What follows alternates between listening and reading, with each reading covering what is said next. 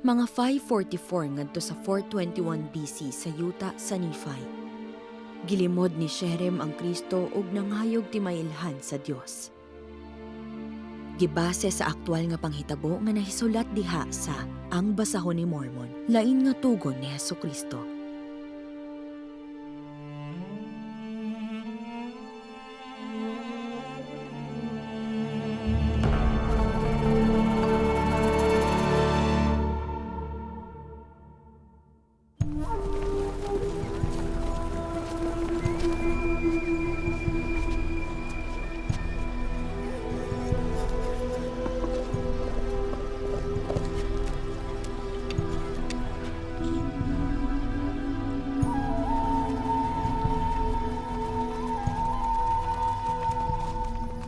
Igsoon, muhangyo kong maminaw mo sa akong mga pulong. Ayaw tuohi kining doktrina ni Kristo. Doon na kita'y balaod ni Moises, ug wala na'y lain. Ang imong gisulti, dili tinuod.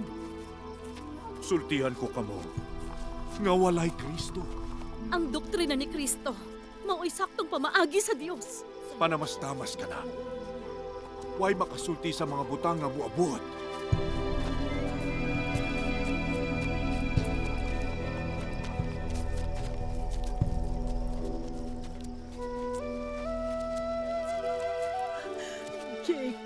Igsoong Jacob, nangita'g yud kog higayon nga makiksulti nimo. Nakadungob sab ko, ug nasayod nga naglibot ka. Nagsangyaw anang ikaw mitawag og ebanghelyo o doktrina ni Kristo. Nakadala kag daghan niini nga katawhan nga mitui sa paagi sa Dios. Wa maghupot sa balaod ni Moises nga mao ang matarong nga paagi. Nagbalhin sa balaod ni Moises ngadtos pagsimba sa binuhat nga moabot gatusan ka tuig gikan karon. Ako si Sherem, mopahayag nimo nga kini panamastamas. Way taw nga nasayod ining mga butanga, di siya makasulti sa butang nga moabot. Ikaw molimod ba ni Kristo kinsa moabot? Kon adunay Kristo, dili ko molimod kaniya. Apan ako nasayod, nga walay Kristo. Ni diha na, ni maanaa bisan kanusa. Mutuo ba ikaw sa mga kasulatan? Oo. Ikaw wala makasabot ni ini. Kini sa pagkatinuod nagpamatuod kang Kristo. Way usa sa mga propeta nga nakasulat, ni nakapanagna. Gawas kon sila namulong mahitungod ni ini nga Kristo. Ug kini dili pa mao. Kini gipakita nga ri kanako. Kaya ako nakadungog ug nakakita. Ug kiniusab gikapakita nga ri kanako, pinaagi sa gahum sa Espiritu Santo. Busa, ako nasayod nga kun walay pag-ulang nga himuon, ang tanang katawhan mamatay gayon. Pakit ako timailhan. Pakit akog timailhan. Pinaagi ni ini nga gahom sa Espiritu Santo.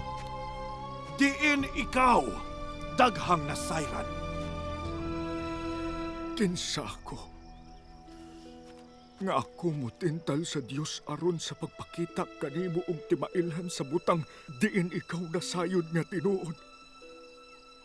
Apan ikaw milimod niini, kay ikaw sayawa. Bisan pa, dili ang akong kabubuton ang matuman, apan kung ang Dios mohampag kanimo. Himuwag ka ng timailhan nga na kanimo nga siya adunay gahom sa langit ug sa yuta. Ug usab nga si Kristo moabot. Ug imong kabubuton o Ginoo matuman. Dili ang ako.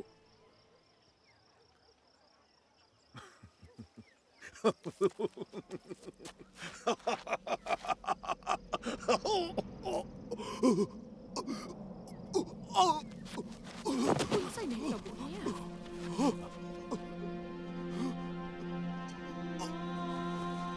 Sherem!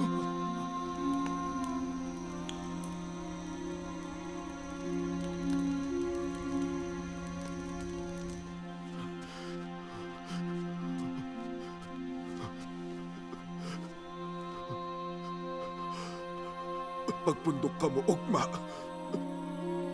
kay ako mamatay.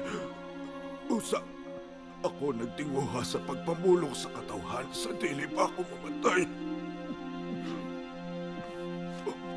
Agia!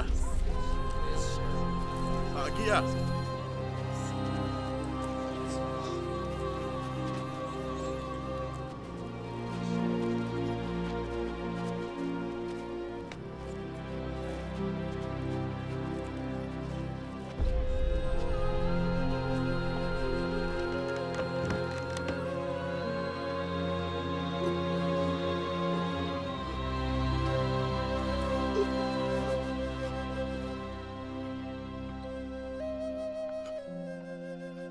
Gilimongan ako sa gahum sa yawa.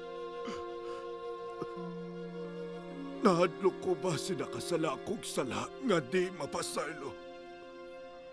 Kay nakapamakak ko sa Diyos. Kay ako milimod kang Kristo. Ug miingon nga mituo sa mga kasulatan. Ug kini nagpamatuod gyud kaniya.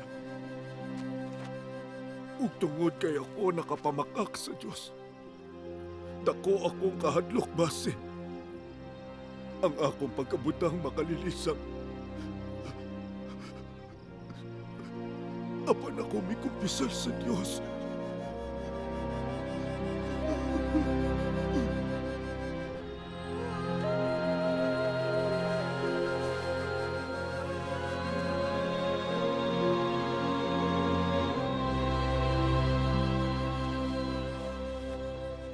Ang gahom sa Dios mikunsad sa akong katawhan ug ang kalinaw ug ang gugma sa Dios gipahiuli pag-usap ug sila nagsiksik sa kasulatan ug wala nang magpatalinghog sa mga pulong niining dautan nga tawo.